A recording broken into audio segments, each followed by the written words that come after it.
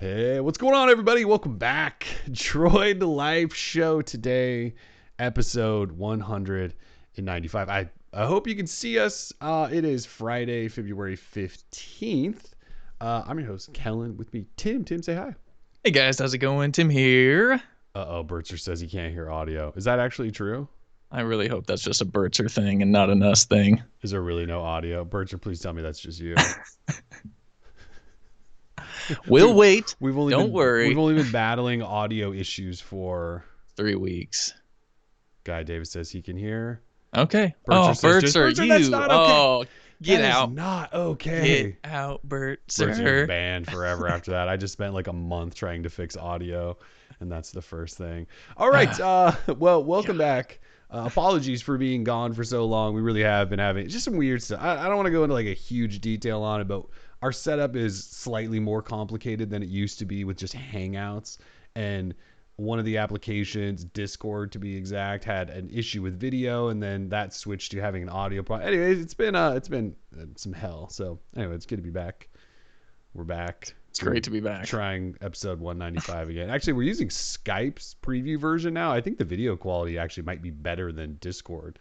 Let us know on that. But I think it looks better on my end. So anyways, good to be back. This week's show, lots of stuff to talk about. I mean, there's been like a month of stuff we haven't been able to talk to you guys about, but we'll dive into some stuff like new Google hardware rumors and reports out there. Galaxy S10 is obviously launching next week. We've got lots of G8 stuff to talk about.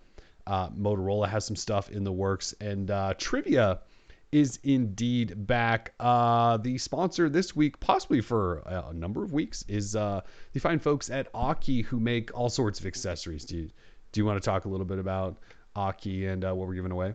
Yeah, absolutely. Aki. So this week, the generous folks at Aki sent over 5. Yes, 1, 2, 3, 4, 5. Uno, dos, tres, cinco, cuatro. B60 wireless earbuds. So these earbuds are part of their Key series. And so basically what Aki is doing with the Key series is they are implementing as much of that new tech, that awesome stuff as they can in a very affordable package. So the B60, Bluetooth 5, magnetic switch, deep bass, got a pretty comfortable fit. I've been using a pair myself, and they're actually not too bad on the old dog walks. 8 hours of playback. Sweat and water resistance, noise isolation, and USB-C for recharging needs. So I really, I'm digging the B60s, and we've got 5 pairs of them to give away for trivia today. That is correct. So when we get to trivia at the end of the show, I know it's been so long, we've probably all forgotten how this works. Trivia at the end of the show, we'll give away all 5 of those. Very exciting. I know everyone says also that the audio sounds different. We're using completely different audio setup, so we're going to have to work on making that better and deeper we're getting there. And all that stuff. So again, like our whole system like almost crashed from whatever we were using for like 8 months. So we got to fine tune, but it's working now. It just may not sound quite as good. So anyways, we really just wanted to get back in the swing of things. Yes, Scott's like, Tim's a touch loud, and he's not loud on my end, so yeah. And I know mine definitely seems lower in audio, where his looks higher on it. There's lots going on, and I want to be loud. It's fine. I like being loud. I can probably make myself slightly louder. I don't know if this will work, actually. I'm probably going to break something on air. Don't do it. I know. I don't know. Hopefully I just made myself loud. All right. So anyway, let's jump into some topics. We'll stop talking about all of our technical problems. Yeah. Technical difficulties. All right. So there's a new Google report this week in terms of hardware, and we don't necessarily learn all that much new, but it's sort of another report reaffirming some beliefs we already had. So the report's from the Nikkei Asian Review. And basically all they said was you can expect this year a Pixel Watch possibly. I mean, we heard that last year, but Pixel Watch, the new cheap Pixels or Google phones, they didn't actually refer to them as Pixel phones, but new cheap Google phones, which we've seen leaked multiple times now. And then a refreshed Google Home, just the regular one. The Max doesn't need to be refreshed yet. The Mini probably doesn't, but the original Home definitely needs a refreshing, so we could get that. And then Google could release its first smart cam Or maybe that just means under Nest, but I kind of doubt it. My guess is that we're going to get a Google sort of Wi-Fi security camera under like a Google Home branding or something like that. So they didn't have many details on any of this stuff. It just is another report that says all of these things are coming. I think it's one of the first times you've heard that a new Google Home might be coming, though. So, it's fairly big news. I don't really have much else to add because their report just said these things are coming. There wasn't like, here's the possible price. I think we all know October is probably a good bet for if there's a watch and a new Google Home and a cam. I'm kind of confused though what Google's doing with these cheaper phones. Like maybe they'll show up at MWC in like 2 weeks, but these like Pixel 3 Lite phones that we keep referring to them as, Russians have had them again for like 2 months. And so you kind of go, all right, these have got to be coming soon. And they also are very Pixel 3-ish. So I don't know why Google would hold on to them until the Pixel 4 is here or whatever that's going to be called. So there's a chance we see cheaper Pixel phones soon. The other stuff, I'd imagine, at a big Pixel event, if that makes sense. All right, sort of related news. Who was it that put the report out? Oh, Strategy Analytics said the Pixel smartphone brand is the fastest growing smartphone brand in the U.S. Now, can I just say, like, who else would it be? You could potentially say OnePlus, I guess, if they were in that. But everyone else has been around forever and no one else is growing, right? Like Samsung's not growing. LG's certainly not growing. HTC's not growing. So I saw the report was like, oh, that's cool. Pixel. People are like, finding out about Pixel. But like, who else is growing? Like Sony's not growing. HTC's not HTC's growing. not. LG's not growing. Yeah, none of those companies are doing well. So it's just an exciting headline. I don't think like the story itself is not very valuable because it's just sort of like an assumption thing. I guess it's a good thing to know that Pixel is catching on, right? People are adopting the Pixel. And I see just regular old people out in the world with Pixels. My aunt, the most disconnected woman possibly in the tech realm, texted me and was like, hey, should I get a Galaxy or a Pixel? And I was like, what the, you know Pixel? Like, get a Pixel. Yeah. Pixel's awesome. Yeah. So it's just cool that people are aware. And other than that, I don't think the story is, it's very cool, but it's a great headline. Great. I think even when you wrote it up, you said, look, they don't even register in the top 5 globally, but sure, their brand is growing. I guess that's like what Google needs to work on is the brand of it, people recognizing that stuff. But you're right. It was mostly just like a headline kind of thing. It's a great headline. Yeah. Something we could reference back to if we need to. Yeah. I'm a forward thinker. The people are loving it. Also, in sort of related news, Google in the last, I can't even keep track of how many stories behind we are with you guys, but about a week ago, Google, somebody found, it was a job listing, right? And it said that Google's looking for a VP of hardware and design manager for wearables. Correct. That could mean they're for sure building a Pixel watch. If they're looking for this person now, you have to wonder if they're actually building one or if that's like a 2-year plan.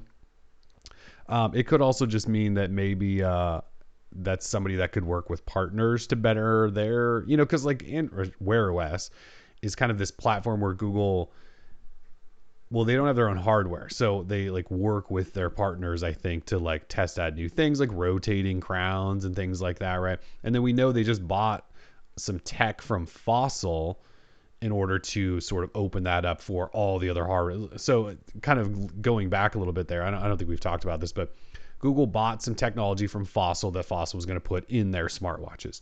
And Google found it valuable enough that they paid, it wasn't like billions, but it was like a couple $100 million or something. It was like 50 million. It wasn't it was enough, pretty penny. It was enough. So, and Google said, look, we're not going to just keep this to ourselves. We're going to make this available to everyone. So we don't know what it is. It's like some super secret tech. But so when I see that Google's hiring a manager for wearables, I kind of go, all right, that could mean they're building, or it could be because they're doing stuff like this, like acquiring pieces of hardware technology to open up. Maybe they're going that route, but I'm hoping that they just build their own watch. That would be, that's what I think we hope for. However, if Wear OS and all the devices that are already available are any indicator, I don't know how better they could make Wear OS to make it like a true competitor to the One Watch from the Apple company.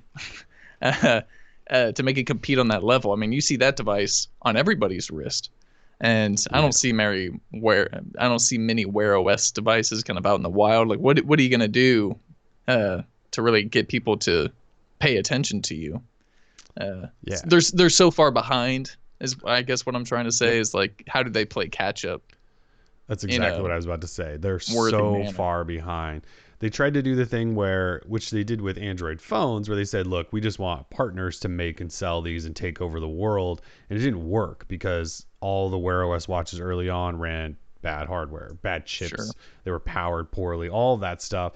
And Apple was like, look, the first gen Apple Watch, I don't think was great. Like battery life was bad. I don't think performance was good. But they've continued to improve it, and it's the Apple Watch. Like you said, you see them everywhere. Whereas Google was like, we're going to rely on our partners to build great watches, and no one built great watches. And I would put a lot of that blame on them tying themselves to Qualcomm so tightly and saying, Sure. Qualcomm, we're going to rely on your chips. So there's a bunch of issues there. But yeah, for them to now possibly get into it, number one, are they just going to use the Qualcomm Snapdragon Wear 3100? Because if they do, like, their watch won't be that good. I'm sorry. That chip is absolutely a bust. And I'm wearing a watch with it right now, but there's nothing so far that's extremely beneficial about this chip. So unless there's a new chip or Google finally builds its own, I just don't like, if they make a Pixel watch that runs the 3100, like, who cares? Right. So Sean Tillman makes an excellent point in the chat. He says wearables is more than a watch, though. Totally agree. yeah. Fitbit is doing just fine. They aren't making a Wear OS device, and they sell millions of units most likely. So you can make like a wearable, like a fitness wearable thing that maybe like has some EKG functionality. I mean, like Apple just killed it with the last one. The fact that you've got something that can make sure your heart's ticking right and all that stuff. Like any of these have like a heart rate monitor, but the fact that they've got like a little mobile EKG system going on is pretty damn impressive. So whatever Google's going to do, whether it's in fitness wearables or a smart watch, it's got to compete. It's got to be as good, if not better, than the Apple Watch, in my opinion. It's going to be tough to get there, especially since if Google does build one, this will be a first gen, and Apple's on what, fourth? Going on fifth gen Apple Watch or something. So yeah, tough. Google Glass 2. Scott Washington in the chat says, yes, Google Glass is coming back. We got a wearable manager. Never going to be ready for that, but yeah, maybe. And then sort of a related story. This was even longer ago, I think, when we were going to do our first show and everything went to hell. Two new code names from a Google source showed up: salmon and Medaka, both fish, obviously. Delicious.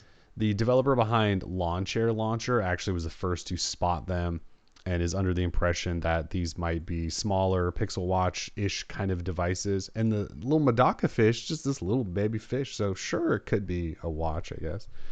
Sure. We don't know. We have no idea what these two devices are, but those have kind of been the rumor floated out there that they could be code names for watches. So. Wow. Salmon. That's great. Salmon. Sake. Yeah. Love it. So that's pretty much for Google News. Let's talk a little bit about Samsung, since they kind of have a big something going on next week. Samsung. So if you haven't been following at all the world of tech, Samsung will announce the Galaxy S10, S10 Plus, and S10e next week. Actually, February 20th to be exact.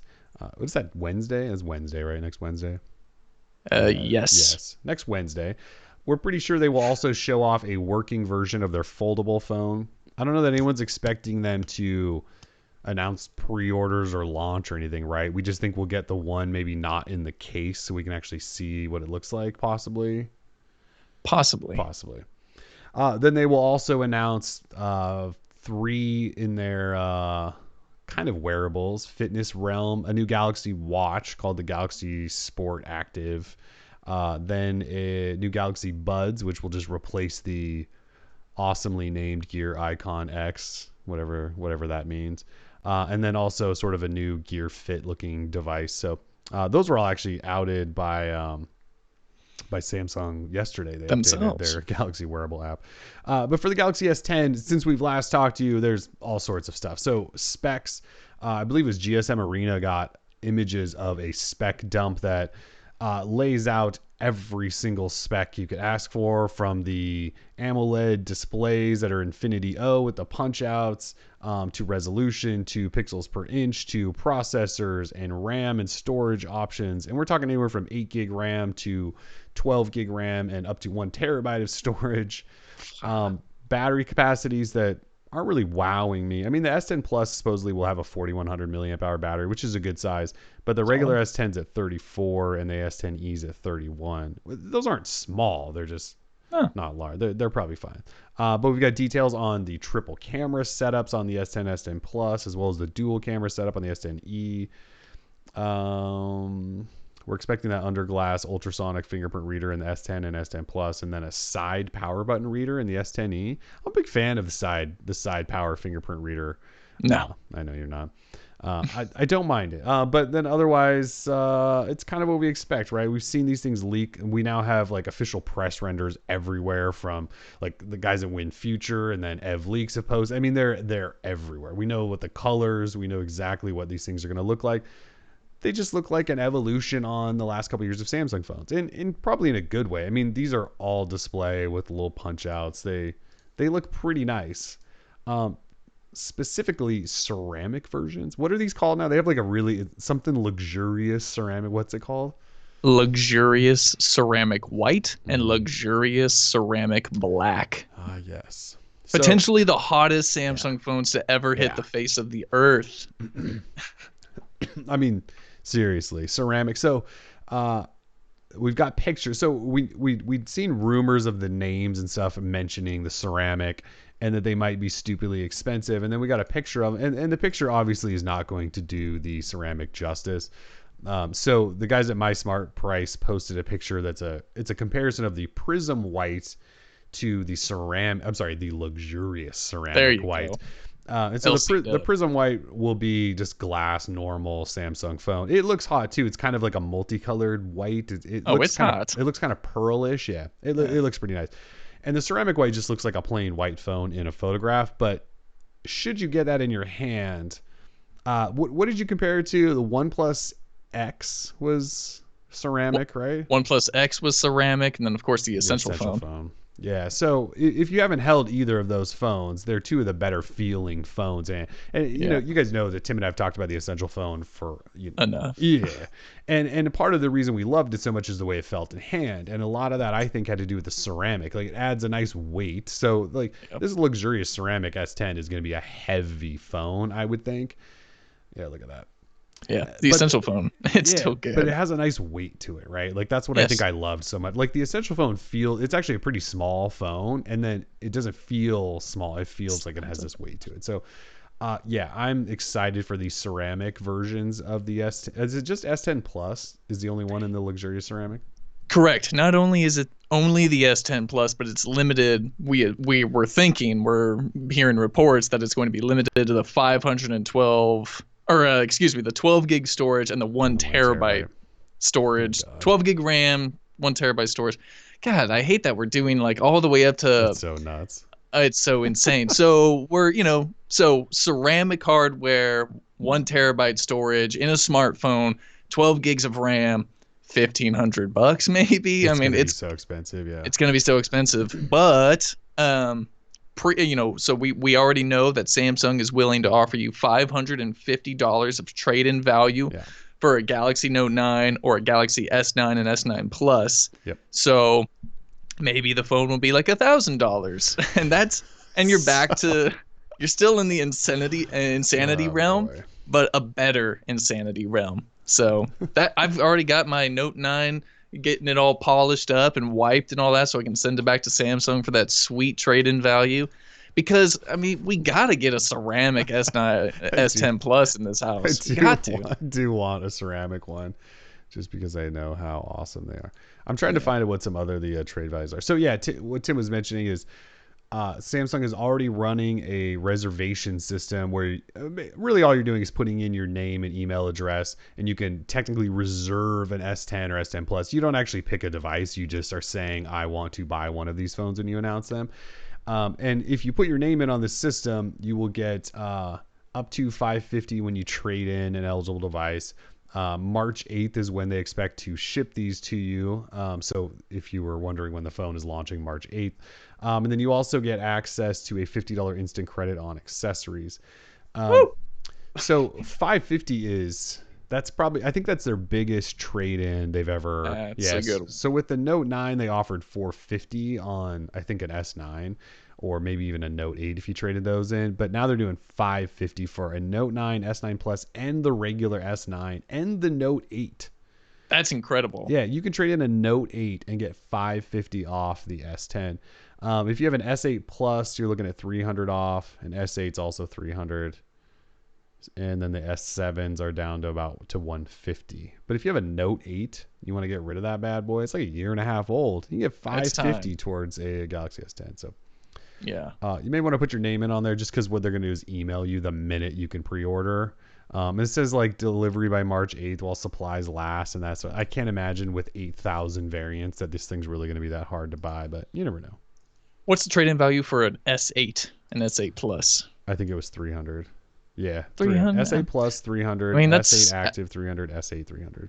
It's not bad. I don't know what you can do with that on Two-year-old Swappa right now, but it's gonna be similar to that. And at least for Samsung, like it's guaranteed. You don't have to wait to sell it and hope that someone buys it. Like just, it's not a bad option. You know, if you don't need the S10 Plus with 1 terabyte of storage in the ceramic, but if you just bought a Pixel 3 or Pixel 3 XL, they'll give you 550 for those too. If you want to ditch your brand new Pixel 3 or 3 XL, they'll give you 550. That's pretty good. Pixel 2, 2 XL, 300 a piece. I mean, they've jacked the prices up on these on purpose because they never give you that much. What about an LG G7? An LG G7, they are not accepting those. How is wait no, hold on, there's something wrong there because they are taking the G5 and G6. They'll give you $300 for a G6. But the G7 is not listed as a phone. If you have a V40, they'll give you $550 for it. Hey, that's pretty good. But a V30 is only worth $150. Something's wrong. I think their G6 and G5 are supposed to be G7. G6 and G7, yeah. No HTC Thunderbolts are on there, anything like that. No. So they will take some Motorola phones, Moto Z, Z2, and Z3, but they'll only give you $150 for any of them. Yeah. And then of course iPhones. So iPhone all the way down to the iPhone 8, they will give you $550. Dang. Yep. Mizzou Mike, Triple O, is saying, I've heard that Samsung is ripping people off on trade-in value on perfectly good phones. So there's 3 things that you have to do when you're sending in your phone to make sure you get that full value. If you can wipe the device, make sure it's clean and fresh when they send it back. No cracks in the display. I'm guessing that also includes some type of like hardware, like there's no hardware imperfections. And then what's the third? You should say turn on. Oh yeah. You need to be able to turn it on. So turn it on, wipe it, and nothing's cracked and broken. Yeah. I think we did this last year. I think We've done sent this in multiple times. I think. Yeah, I sent in an S8 Plus for the Note 9, and because they had a great trade-in value, and I didn't have any problems. That's just because the S8 Plus was just sitting on my desk for a year and never really kind of picked up any damage or anything. But yeah, no water damage, as Ben Jacobs in the chat mentions. Yep. So I think, if you want to record, what you're sending in, make sure that it's wiped. I think I took a video because we heard issues of this before last year's launch as well. So I recorded a video of like the phone just being wiped free of cracks and all that, and then me putting it into the actual envelope to ship it off to Samsung just to make sure, like, okay, if they want to give me a hard time about it, I've got proof. So I would just, if your phone meets all of those qualifications and all that, like you shouldn't really run into a problem. But you could always take a video or 2 pictures or something. So that's up to you though. Yeah, I think whenever you get a new phone launch, we've seen this with Google's trade-in program too. These companies get these waves of trade-ins at the same time, and they certainly run into some issues, mix-ups with phones and labeling things wrong and designating phones to be wrong. That has happened, if that's what you're referring to in the chat. All we can go with is what's happened with us, and I think we've probably done one of Samsung's trade-in things like probably 3 or 4 times now. I know I've done it a couple, so and I haven't had any issues. And their trade program is great because they give you the money off like today. Like while you're ordering the phone, they take the price off, and then you send in your phone, basically just proving that you weren't lying about it. And then they look at your phone and then they check you off, and that's it. You just kind of go forward. So it's the best trading program for sure. But I mean, people could be running into issues. Tim and I just haven't. So Yeah, same thing with Google. Haven't run into a problem with Google's trade-in. Traded in my Panda this year or last year for the 3, and everything was fine. So yeah.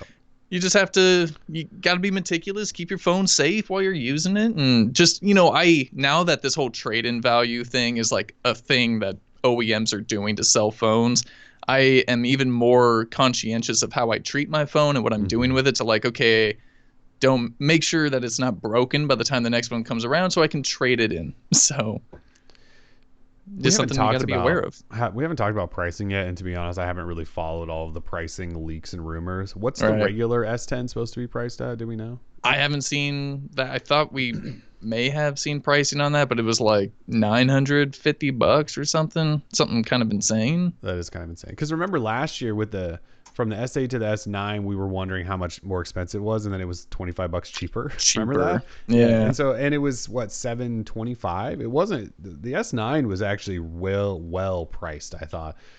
Well, that's why I'm not really putting much, effort into the reports that we're seeing right now, especially, and it's always been European pricing, and that never and all they do is convert the euro to the US dollar, and that's never how it works. That never happens. Yeah. No, so I'm just not even paying attention. Yeah, I think that's kind of why I've ignored it too.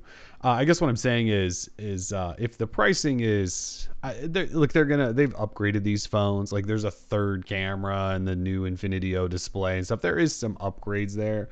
And everyone keeps talking about how component pricing keeps going up. So I'm just wondering, like, let's say it's $850 or something like that. $550 off, you get a brand new S10 for $350 or $300. That would be a hell of a deal. So hell of a deal. So, but we'll see. Because then your trade-in value the following year is going to be more than what you paid for. Seriously. So it's the greatest investment you could make in terms of smartphones. Yeah. Not bad. Zach Webb says regular S10 930 euro, so it could be 950 in the US. It could very well be. It's entirely possible. So 550 off that. Even then, you're talking $400 for a brand new S10. That's a pretty damn good deal. Pretty damn good deal. Now, also, so we have seen this phone, the S10, the colors, the ceramic, etc. What are you feeling? We know One UI. You've been sort of positive about One UI. How are you feeling about Samsung right now in 2019 in terms of your own personal adoption? I can't remember what I said about the S9. I can't remember if I was excited about the S9 or not. You were a little bit. Yeah, I remember being excited about the S. Actually, I think the S9, I didn't really care, to be honest. Maybe the Note kind of had the S8. I remember being excited about the S8 because we knew they were going to do their first version of like an all-display front, and they put the fingerprint reader on the back, even though it was poorly placed. I remember being excited about that. The S9, I think I just kind of assumed it was going to be much more of the same. These ones I'm actually kind of excited for because we're possibly getting an ultrasonic fingerprint reader under the display, which should be miles better than the crappy one in the OnePlus 6T that frustrated me. I like One UI much more than any Samsung software to date. So, like one of the things that always holds me back from using Samsung phones is I just don't like their software. I kind of like One UI. I think I could probably get used to it. I think I could use it. Obviously, once I get done reviewing it and then slap all my own customizations on it, because like the notification styling and setting styling and stuff, I don't mind in One UI. So the hardware, I mean, like the notch thing in the display, I think that'll be totally fine. I'll be fine with that. What I think I don't really like, actually I have an S9 here, and what I think I've admitted to recently is that this kind of all glass curvy stuff, I just don't really like that much anymore. And I'm not going to go with the S10e, which has the flat front. I can't do that because it doesn't have the full camera setup and all of that stuff. So I think I'm going to get probably a little bit annoyed at having to hold this in my hand all the time for whatever reason. But generally, I think I'm pretty excited about this phone. And I don't think I was about the S9. And I remember the S9, like I think the S8 I used most of the year when that phone dropped. The S9, I was done with the S9 the minute I was done reviewing it. I haven't really used it much since, other than to like test stuff and play with One UI. So S10, I think I'm actually a little excited. I think I'm ready to try something new. And the Pixel 3 has been okay. I don't think I love the Pixel 3. So Okay. I kind of am ready to just play with something else for a while. Well, there you go. And the G8's not interesting me at all. So The what? yeah, Oh, exactly. LG. Which we'll talk Poor about in a LG. They're about to get. Yeah, sure. Yeah, we can talk about it, and then we can go. Yeah, I want to personal. talk about one more thing with Samsung. So, this video surfaced this week of someone holding an S10 with a screen protector on it, Oh yeah. and it's hilarious. It's got the screen protector that has a giant hole in the bottom front of the protector, so that you can use the in-display fingerprint reader. My hope is that this is not the norm, that this is just some garbage screen protector company and like this is the only way they could get their crappy plastic fingerprint reader to work. I'm hoping that somebody comes out with one, like a glass one or something, that lets you use that ultrasonic fingerprint reader through a screen protector. And I'm not a screen protector guy. I will not put one on there, but I know a whole bunch of our readers like screen protectors, and I hope that they all don't have to have a hole in their screen protector. Can you imagine? Like, it makes my skin crawl a bit, like thinking like swiping your thumb across a hole in a screen protector all day long. There's no way in hell I would ever do that. You shouldn't have to need to do that. I thought the reason for the ultrasonic under display was so that it could beam right through screen protectors and stuff like that. So I just have to assume that this company was being a little greasy and trying to sell some ugly protectors or something. So bad. But yeah, I don't want to believe that that's what's happening. There's no way Zag and Samsung are going to be working together to make some $50 screen protector that doesn't have a cutout. Right. Could you imagine? Sure. I mean, could you really imagine? There's no way. There's no way. There's no way this could be a thing. Yeah. No. If every company should just be mocked if that's the case. But that's fake news. Yeah. Get them out of here. I'll pay the legal fees. I hope it doesn't happen. So. Ridiculous. So that's pretty much it. Samsung, February 20th. That's coming up. We're gonna be there. Yeah, so it's in San Francisco. Tim and I will both be down there for that. So Wednesday, that means they'll announce it, and then probably, I don't think it'll be that night. Don't you think it'll be Friday his pre-orders will open, or will it be that night? Actually, sometimes they do it at midnight, because oftentimes you and I are at the event in New York, and we're flying back at like 11 o'clock at night, and pre-orders open up while we're on like a terrible flight with Wi-Fi. Yeah. So you could see pre-orders immediately on Wednesday, and then March 8th is when they should arrive. And they could arrive early. In the last couple of releases, if you pre-ordered, people have gotten phones days early. So if you do pre-order right away, you may have your phone before March 8th. This is going to be a hot one. With that Prism white, with the hole punch displays, no notches. I mean, Samsung just skipped the notch. They said, you know what? These guys are wrong. We're just going to stick with our kind of minimal bezeled look, infinity displays. Now we got Infinity O. I don't know if this phone is going to like reverse the negative trend that Samsung's technically on, right? Because either everyone has a Samsung already, but right. I think these phones are going to be popular. Don't know how popular, but I feel like at least Samsung fans are really going to like these phones. I don't know if the Pixel fanboys are going to switch over, but probably Samsung fans will be happy. I mean, how it works with people that are Pixel fanboys or like me is I'll get this phone and sure, it'll be running Pi out of the box. Sure. And then in March, they're going to drop the Android Q first beta or whatever. And I'm going to go, oh, well, I need that. And so I'll put that on my Pixel 3 and then I'll wave goodbye to Samsung. Like, that's how it works. And that might be slightly unfair because why would Samsung put an Android Q beta on their phone? So it's kind of in a way unfair. Interesting. Well, that's true because last year we got like the Essential phone, and a OnePlus phone, and a Xiaomi phone. They were all on that. They were on beta. That. Yeah, that's interesting. Beta. So we'll have to see how that goes this year. Like Essential's basically gone, but OnePlus, are they going to be back in there? Yeah. I kind of doubt Samsung will. I kind of doubt that too, only because there's so many. Yeah, that. Also, so the S9 carrier models just received Pi, correct, this month?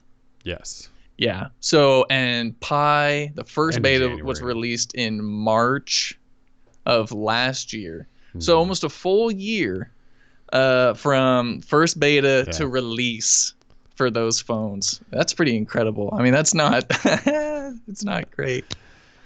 Samsung, They were they're months doing early better. this year, though. They did it at the end of Months January, early. early February. They were Early. like 2 months earlier than they were for the S9. So I'll give them credit there. Of Little course, credit where the it's due, unlocked but phone like still this. not great. So this is the unlocked S9. I've been running the Pi beta on this since the first one dropped in like October, November, November, I think.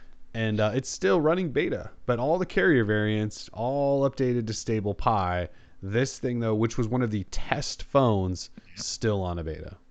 It's garbage. Don't buy the unlocked ones. There's no benefit to them, right? Not anymore, no. With Samsung's unlocked phones, there's no benefit to owning them other than like, sure, you could jump between carriers, which no one does anyway, I don't think.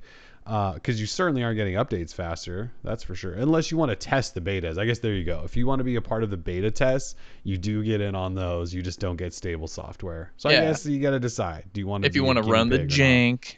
I don't want to be Samsung's guinea pig. That might be worthy of a post. Just like, hey, PSA, don't buy unlocked Samsung phones anymore. Let that be. That's clicks. I'm a click master. We love the clicks, yeah. Yeah. All right. Get out of here, Samsung. Yeah. So that's Samsung stuff. Next week, big Samsung week. Huge Samsung week. All right. So the following week after that will be, well, LG will hope that it will be their week. It's MWC the following week. And they will announce the LG G8 Thin Q, not Think. So they've started teasing it. Well, first of all, this is such a weird story. So around the time when our show died, we got our first look at what we thought could possibly be the LG G8, and they were 3D CAD renders from OnLeaks, right? So we posted those, and I think I wrote like, if this is it, well, that sucks kind of thing. Well, and LG's communications boss like retweeted us, like quote tweeted us and said like, calm down, these are just, what did he say? They're just some sort of render. Speculative renders. They're speculative renders. So, you know, a handful of us in the media went, all right, buddy. I mean, you're the guy. If you're saying this is not the phone, then maybe it's not the phone. And then OnLeaks was kind of like, yeah, I don't know that it's actually the G8. I know it's just this upcoming phone. Just assumed it was. And so we went, oh, okay. Well, then like 2 days later, XDA posts images, like official looking press renders of the G8 Thin Q, and it's the phone that OnLeaks posted that this communications guy shot down. And then this week, EvLeaks posted another set of photos that says, it's the phone, right? It's the phone. Unless like LG is pulling some miraculous like switcheroo. Scheme. Yeah, like this is the G8 Thin Q. So they've been teasing it, and they said that it's going to have a really special selfie cam. That will do facial recognition in like advanced ways without downgrading the actual selfie camera experience. And then they also said that the display features a crystal sound OLED. It basically turns your OLED display into a helpful little speaker diaphragm. So you get stereo sound that kind of vibrates through your display. There's also a bottom firing speaker, and they also have the boombox hollow chamber thing. So this should be just a sound king, I think, if what they're saying is true. Hi-Fi DAC is back.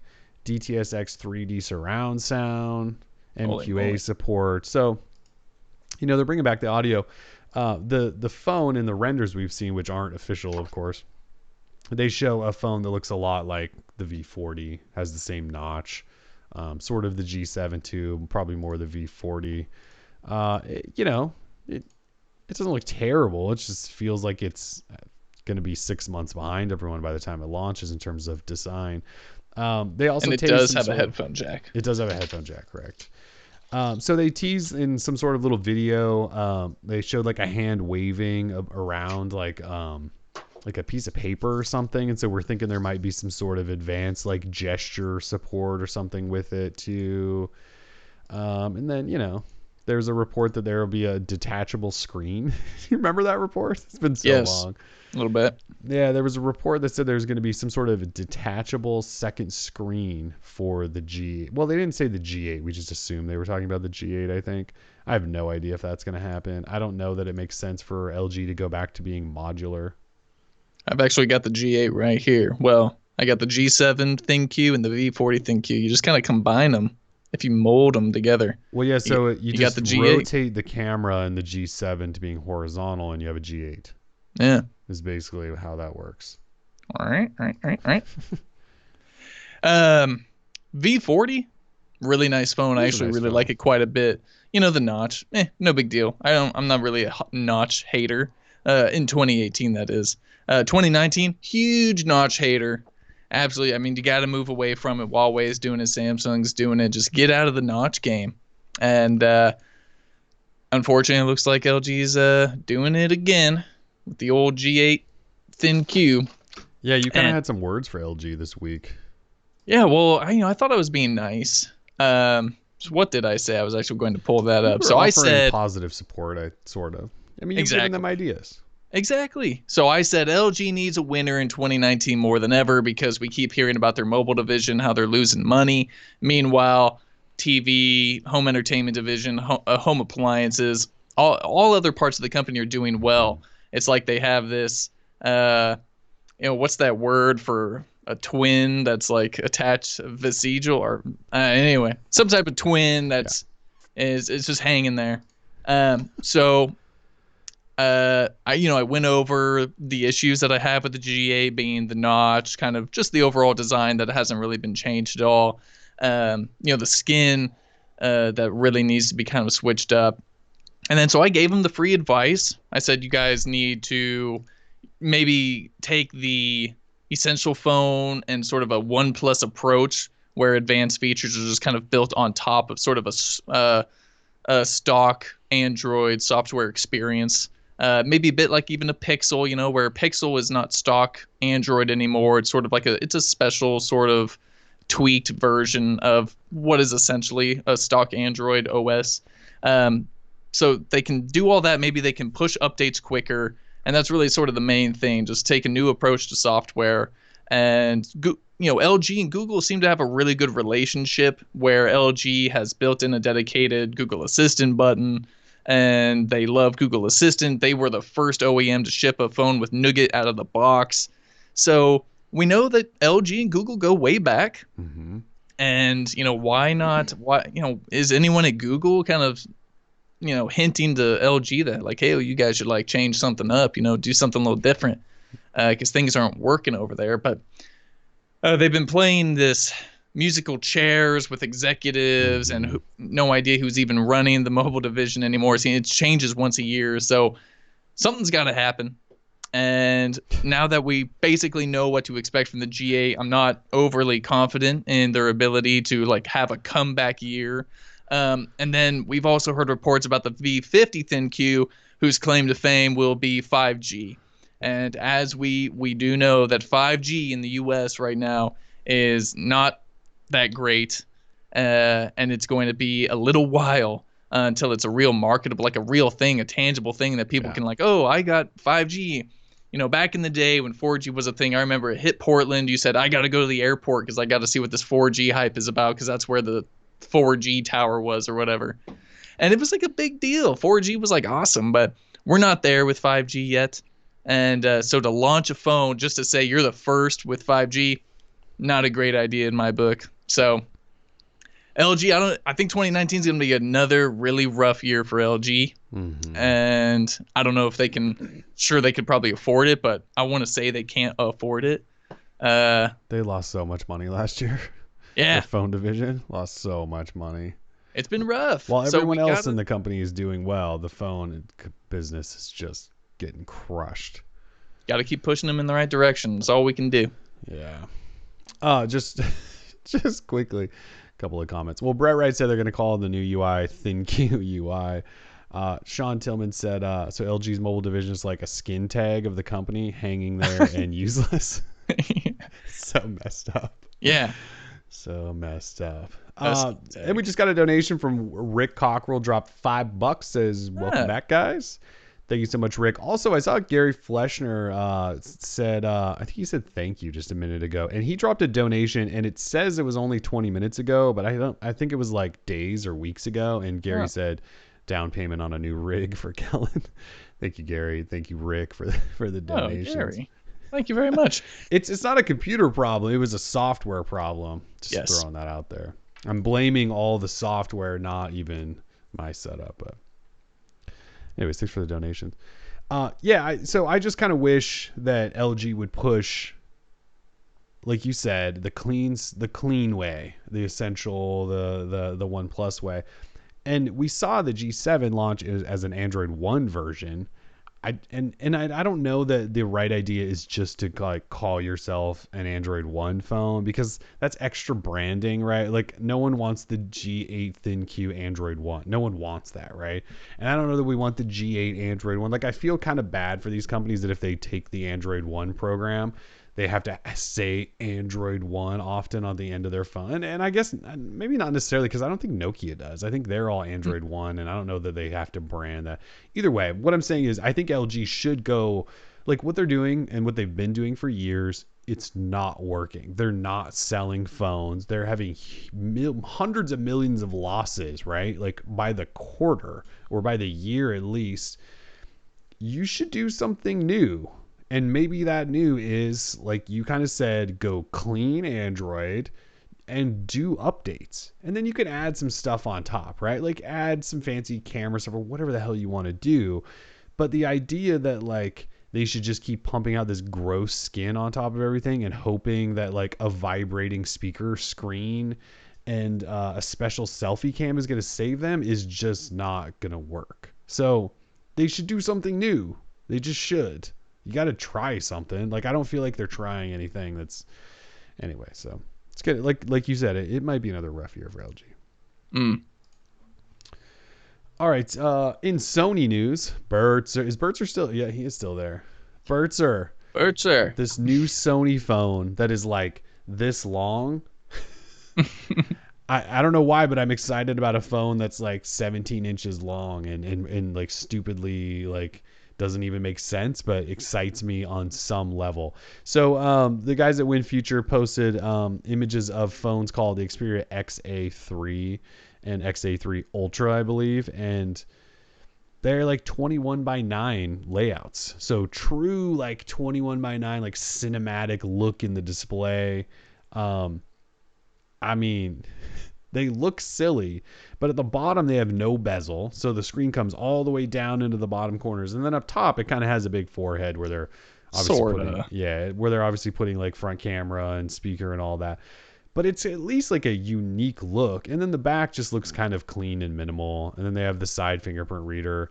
The phone might be awkward to use. I don't know. I guess I just kind of am excited to see that Sony is doing something slightly different. It's certainly different. Yeah, and so these phones in particular are probably mid-range-ish, Snapdragon 660s and things like that. But if they're gonna do this, like I don't know, I'm slightly excited. And Berkshires not even paying attention. Oh, the XZ4 is going to be the same. Oh yeah, see, so if they go XZ4, which will be the flagship version, if it's the same styling, then I'm excited. And I'll never buy one because it won't come here, and if it does, it'll be too expensive and it'll come late and all of that stuff. But I like it when people are trying to. I think it's better than foldable crap, possibly. There's a take for you right there. Give me the long candy bar phone. Get rid of the foldable crap. That's a bad take. Yeah, it is probably a really bad take, actually. In Motorola news, the Moto G7 line is now official.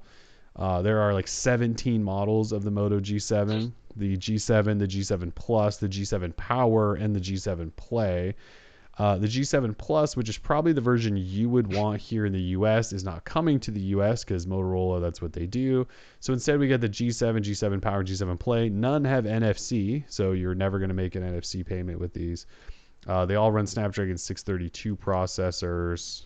The Moto G7 Power has a 5,000 milliamp hour battery. Unfortunately, it has a 720p display. They're more Moto G7 phones. What's kind of crazy is you look at the G8 and it's like notch that looks like it's from last year. Yet the Moto G7 totally has like the baby teardrop. Like, why could LG not do this when Motorola is doing it with their mid-range G line? So I used to get sort of excited about Moto G phones. I don't know what it is about this year's, but I have zero interest in even like barely talking about these phones. Is that weird? Like, I mean, am I missing No. something? I kind of said on Twitter on my personal account, like, these things are underwhelming, and somebody was like, why? They're great. And I'm like, I don't get it. Like, the prices have creeped up to $300, I think, for the G7. They look Remember, like old phones. I mean, yeah, and remember they used to be like $200, 220 or something like that. Now it's like 300 for this G7, which still doesn't have NFC. They just they look. I mean, I guess it's they okay look to say they're boring yeah, phones. they are. I just like nothing about them is interesting to me for whatever reason. I don't know. Yeah. And I used to like the Moto G9. So anyway. Yeah, you did. Well, what may be interesting though, which we were going to talk about when the show died a month ago, was the Moto Razr making a comeback. This was like totally one of the top topics of the previous show we are going to do. There is a rumor from the Wall Street Journal report, I should say, that Motorola is looking to bring back the Razr. And when we say that, we're talking like flip phone Razr, possibly with like foldable display. So you have that iconic Razr look, fold, open, shut. This could actually be amazing. The one. Yeah, because if it folds open, it'll kind of probably have that 21:9 styling of the Sony phone I just talked about, but it folds and it'll look like the old Razr, which looked awesome at the time. This is this is the news I'm here for. I mean, it's Lenovo that owns them, so I'm sure they'll screw it up, and the rumor was it'll cost $1,500 or something if they make it, and they may only make like a limited amount, so it might be hard to get anyway. I also don't know that I believe that it'll fold flat. You know, like when things fold, they have like a curve at the back because you can't just fold glass flat. Just it will break, right? So that'll probably be. It probably won't be as cool as like we think it is. Like there's a couple of concepts floating around, these concept videos of this Razr phone, and they look great, but there's no way in hell they're any close to reality. Yeah. But this is exciting. Like this could be cool. Like bring back. I like it when companies bring back old stuff and like dramatically improve it, which this could be if they do it right. Well, what Motorola needs to do is launch a Droid, bring back the Droid, and like make it mean something. You know, make it awesome again. So that's my opinion. I wasn't a huge Razr fanboy back in the day. Like my family. I didn't have one, yeah, I didn't have one. I had like just an old Nokia. I played Snake on it. It was no big deal. Well, but when the Razr was a big deal, I think even I was young enough that it was probably slightly ahead. No, it couldn't have been. I couldn't have been that young. I think I didn't want it because they were really expensive, number one. But like it was at that time where I felt like I wanted a BlackBerry because I wanted something smarter than just a like expensive flip phone that looked kind of cool. Yeah. So I didn't ever have one. So I don't actually have some emotional past attachment to it. I just thought they always looked cool, and if they modernize it, it could be a really cool looking phone. It could be. Yeah. We'll see. There's plenty of Razr fans out there, so there are some Razr fans. So quickly, we ran a poll this week talking about Android Pie. We basically just wanted to know if your phone has it yet. And the reason we bring it up is because we've been talking about Samsung improving on Pie updates. And last year, we also asked everyone around this time if their phone was running Oreo yet. And at the time, it was like 51% said no, they weren't even on Oreo yet, probably because they all owned Samsung phones, right? Sheesh. And our readers tend to lean more towards the Google side and even the OnePlus side now. There's definitely lots of Samsung owners too, but it was like 51% said no. So we asked this year, partly because Google's stopped producing distribution numbers, so we don't even know like the percentage of people on Pi.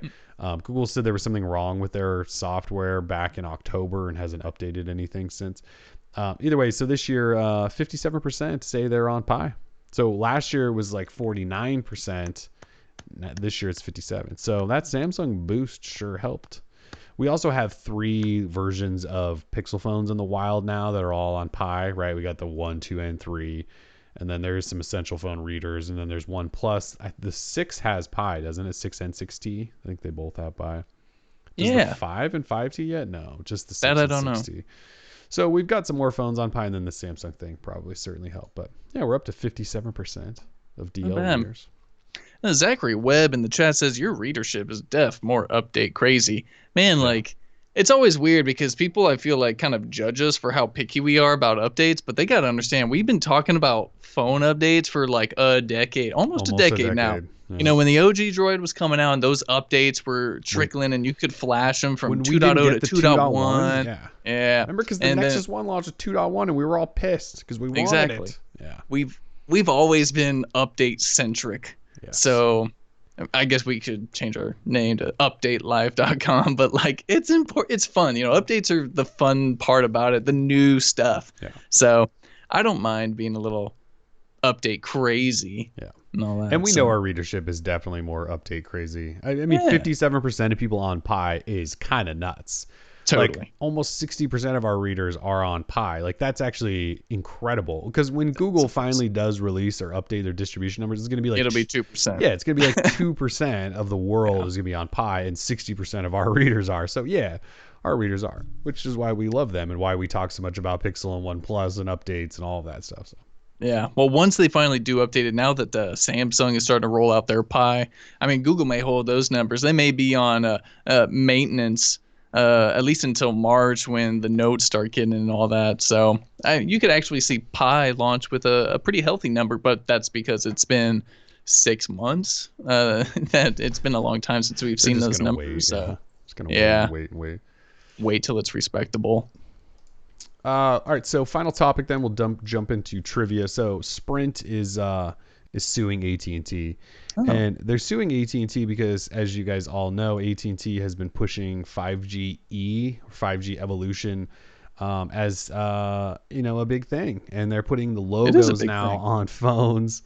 And so a bunch of AT&T people think that they have 5G, and Sprint says that They they're do. doing massive amounts of damage to them and the future and the industry by telling everyone that 5GE is on their phone now. That's so Uh, ridiculous. yeah, so Sprint is suing to stop them from doing it. Uh, They also, I think, want money at some point, oh, which will be determined later. They didn't have like an amount right up front. They said we'll determine it later, and they want like a trial by jury and stuff. Like Sprint's like not messing around. get They out of even here. conducted some sort of survey, and the survey said that 54% of respondents believe that 5GE is the same or better than 5G. Well, it's And got the extra letter. it's got that extra letter. And then 43% believe that if they buy a phone today from AT&T, it will be 5G capable, which is obviously not true. It says 5G on the phone. What's the It's true. problem? It does say 5G on the phone. I don't get this. It's pretty wild. I mean, we've been dumping on AT&T since they started doing this, and rightfully so. Everyone should be, because it's a garbage move. It's But nasty. yeah, Sprint It's said they will greasy. be irreparably harmed by 5G, and they want them to stop. And AT&T is going to fight them. And I mean, like AT&T, like the Why statement they Sprint? put out is just so bad. Um, like the 5G evolution indicator is there to let customers know that when they're in an area, they might have speeds up to twice as fast as standard LTE. But like, why can't you just call it 4G LTE plus? Like, why did you have to change the name to a technology that it's not? Like, that's what's so bad, right? Like, if you've upgraded your network and you want to tell the people on your network that you've upgraded it, like so with 5G, right? They're already calling their network 5G plus. Like AT&T doesn't have a normal 5G network. They have 5G and then they have 5G plus. So they're already like skewing the name when it comes to 5G. But so why couldn't they just call it 4G LTE plus or 4G LTE times 2? I mean, there's like That's multiple not things they cool. could have done instead of misleading like, it's actually really bad what they're doing, but According to you. You that's can't prove that in a court. hey, Sprint will prove it for me. I'm really surprised it's not T-Mobile who like would pick up this mantle. I know they've commented on it and stuff, but Yeah. like, why isn't John Leisure out there like, I'm personally suing? Because You know, he's he gonna do the same thing probably. Yeah. I just Sprint. They're talking about damages, and then listen, what damage? Like you guys hurt yourselves more than anything. Like what is this? So Sprint's just doing this because they know they're going away pretty soon probably. yeah. 5GE. I mean, it sounds cool. Sounds If I saw that amazing. on my phone, I'd be like, oh, sweet, I got that 5GE. That is legit. So Yeah, see, I don't. and it's unfortunate for like you because you use AT&T prepaid and you use unlocked phones, which will never have that 5GE logo. So you don't even get to experience it mentally that you might be on an upgraded tower. Like you are just on. Like this is also one of the arguments, right? Is like your phone is on the same tower as somebody else who's an AT&T customer, and your phone will never say 5GE, but theirs will, and they might look at you and go, "Ha ha! I'm on 5G, Tim, and you are not." And my iPhone gets 5GE. Yeah, and then you do a speed test, and it's the exact same. Yeah, embarrassing. People. Embarrassing. That's all I got. Should we give away some Aki headphones? Should we do a little trivia? Some Aki B60s. I am so down. Stretch it out. Stretch it out. A little trivia dance. I need my color. Bring on my color. Oh, it's good to be back. It's good to be back. Thank you all so much for joining. Oh yeah, the lights are on. I like your show. Whenever I set this, it says, seizure warning, be careful. And I'm like, all right, I'll be fine. It is a little bright, but I'll be all right. So if you are new to us, it's the end of the show. We do trivia just about every dang show. We have 5 questions, just general tech, Android related, whatever. And we ask you to answer them in the chat live. So if you're not listening live, I'm sorry. If you are listening live, you should make sure you're on YouTube and watching there, because we will post the questions on the screen. Tim will read them aloud. And the first person to answer correctly in the chat on the YouTube page wins a prize, which are Aki B60 headphones. B60s? You got it. The B60s. Earbuds. I don't really like calling these headphones. I know, I'm with you on that. They are buds, you're right. So B60 earbuds from Aki. So 5 winners. So we'll give away 5 of these bad boys. You can only win once per show, but you can win every week. I mean, we've got people who win every week. So it's trivia. It's pretty simple. Question, you answer in the chat, you win prize if you're first. And we just kind of look at our screen and let you know who we see as being first. Yeah, I suspect we'll see Brett Wright. I suspect we'll see Eric Ortiz, Nick Fisher. Is Ortiz here today? I'm pretty sure Eric Ortiz is. He's strolling around. He's lurking. He's pulling the van up right outside. Yeah. Yeah. Oh, there he is. Yep. Brett says we should ban Eric Ortiz so he can have a shot at winning. That's funny. Yeah. Yeah. Ben Jacobs wins a lot too. I know. Eric Ortiz is Eric. I think Eric dipped. Oh, Nick Fisher wins often too. It's a lot of the regulars. Thanks for rejoining us after the month off. I know. We're sorry. Yeah. And Ben Jacobs, yes, you have one. I know all. Yep. Yep. Don't worry. All right. So I'm ready for question number 1. If you're ready. All right. Let's hope this works. Question number 1 coming up now. What year was the first Motorola Razr released? And we're talking that OG Razr, not these Droid Razrs. What year was the first Motorola Razr released? Oh, that just took off. I saw it though. Oh, I saw it. Is that Dave Bow 9? Looking. Seeing Dave Bow? Yes. Okay, Dave Bow Bow 9 9 with the correct answer of 2004. 2004. Dave Bow. There's like a couple of answers trickling in that it took off, but I got that as well. Yep, Dave Bow. Dave B09. Dave Bow 9. Okay, 2004. It took off quick, but Dave Bow. Congrats, Dave. Dave, I don't know if you won before. Hang around to the end. You're going to email Tim and work out how to get your prizes. So hang around. Hang around. Right. Winners cannot win again, but that's all right. Y'all still got 4 more chances to win some sweet Aki B60 Key Series earbuds. Carlos Reyes, you did have the right answer, but on our screen, Dave was ahead of you. So apologies. All right. All right. Question number 2, please. Question number 2 going up now. What is the Galaxy S10's internal code name? So what is the Galaxy S10's internal code name? Oh, yeah. Woo. Fish, no. Tuna, no. Nope. Nope. Oh, come on. Oh, there we go. Yep. So each one, the Beyonds are labeled, and for the S10, it's just Beyond. Let me verify this because I see Beyond and Beyond 1, and I'm pretty sure it's just Beyond and not Beyond 1. Beyond 1 would be the S10 Plus. Beyond 2 is the S10e. But let me double check because I would hate to get this wrong. I don't want to look like an idiot out It's a here. battle between Zach Webb and Nick Fisher then. All right, hold on. I'm checking. I have my sources. Just going to some random website. No. So who is it between though?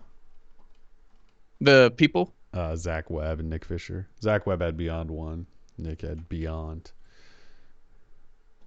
All right. I didn't realize that there was like 3 specific Beyond names. I was just going to give it to Zach, but if you're saying like each model has its own version of Beyond. Yeah. John Williams says, check Droid Life. I don't know that we've ever actually written up the code names for these. I think we have, but there was differing information. But right now, I'm going to accept just Beyond. Okay. Yeah. So just Beyond, straight Beyond. That's why I wrote it. I was pretty confident in the answer I was given, so I'm going with just Beyond. So that means Nick Fisher. That means you just snubbed Zach Webb. I'm sorry. Oh man, that's brutal. I'm going with just Beyond. Zach, we'll hook you up with something. So hang around to the end of the show. Zach, all right, you get a prize too. We'll get you a prize too, since we weren't solid there with what we're gonna. I didn't know there was all these versions of Beyond. And I blame myself for that one, but I'm pretty confident it's just Beyond. But then they started coming out with the numbers following Beyond, so it's been a little tricky. So bad question, my fault. Zachary Webb, you get a prize. All right, Nick Fisher, Zachary Webb. Everybody gets prize. Okay, not everyone, but the 2 of you. Okay, let's just move on. I hate that question. Question number 3, please. Question number 3 going up now. What was the name, not the code name, just the straight up name. What was the name of the OnePlus phone that featured ceramic hardware? And we already mentioned this in the show, so Luke Citroniti? Yeah. Luke Citroniti with the correct answer of OnePlus X. Yeah, we dropped that one in the show, so if you were listening earlier, yep, Luke Citroniti was quick with that. Yeah, he was. OnePlus X. Good job, Luke. Oh, that was a nice phone. Didn't really take off here in the U.S. It didn't have LTE, yeah. It was dead from the start, and no NFC, I don't think. Gosh. All right. Question number 4, please. All right, question number 4 going up now. Which OEM made the first Nexus device in 2010? Again, which OEM made the first Nexus device in 2010? I mentioned this earlier. Codename Dream. Curtis Black with the correct answer of HTC with the Dream. Curtis Black. Nice job, Curtis. Was that the Dream? No, it was Nexus 1. Yeah, I don't even care. Nexus 1 was 2010. I'm over code names. I'm never talking about code names ever again. I hate them. It was the Nexus 1, yeah. Curtis Black. All right, I got you. 2010. All right. 5th and final question. 5th and final question going up now. What does the I/O in Google I/O stand for? So we're looking for 2 words here. What does the I/O in Google I/O stand for? Evan Brown with the quickness. What is the code name of Google I/O? I know. I hate my life. Evan Brown. Evan Brown with the correct answer of input, output. He did spell output wrong, but we're giving it to you, Evan. Oh, yeah, I'm not out. And yeah, he didn't mean Did he mean? Okay, he corrected himself shortly thereafter. I assume he knows. So, Evan Brown, we're giving it to you. Congratulations. You know, it's been a week or almost a month off for us. We got a little rusty on the old trivia stuff. We'll get it. I'm accepting input out. Evan Brown. So our winners again, Dave Bow 9, Nick Fisher, Zachary Webb. You get extra credit. Luke Citroniti, Curtis Black, and Evan Brown with input out. Please email me, and we will get you your prizes ASAP Rocky style. Tim dropping that email in the chat right now. Indeed he is. And we will hook you up with some Oculus 60 earbuds. You say Bluetooth 5 in those? Yep, Bluetooth 5. Dope. That Key series. How much does this cost if you just buy them? I think they're like $50-$60. Ooh. That's not bad. Nice. All right. All right. Yeah. So we have. Oh, can question 2 get? Oh, question 5 get 2 winners? No, Evan Brown meant input output. He knew what it was. He just, we don't take spelling too seriously here. Sometimes we try not to. Yeah.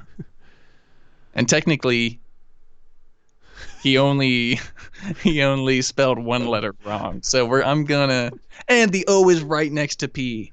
So out, I'm counting. There's no double winners here because it wasn't my thing. Anyway. Oh man, too funny. Oh, it's been a long day with this whole thing coming back, but I'm really happy we did it. Yeah, good to be back. We will probably. I mean, this worked. Nothing crashed. I'll try to work on getting our audio just a little bit better, but yeah, we're back. We should be back next week. In fact, the setup we have now is even easier than it was previously. So, yeah. And I actually the computer behind me now is set up as the backup in case this computer happens again. Doesn't happen again. Like, we shouldn't have any excuses not to. Yeah. Oh, Elizabeth, first time watching live. Thanks for joining us, Elizabeth. Thank you, Elizabeth. Welcome and goodbye.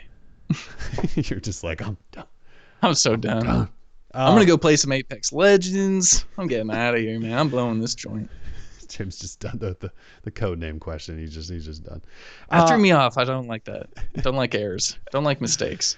All right. Well, we'll let Tim think about that and feel sorry about it for the rest of the day. Thanks for joining us.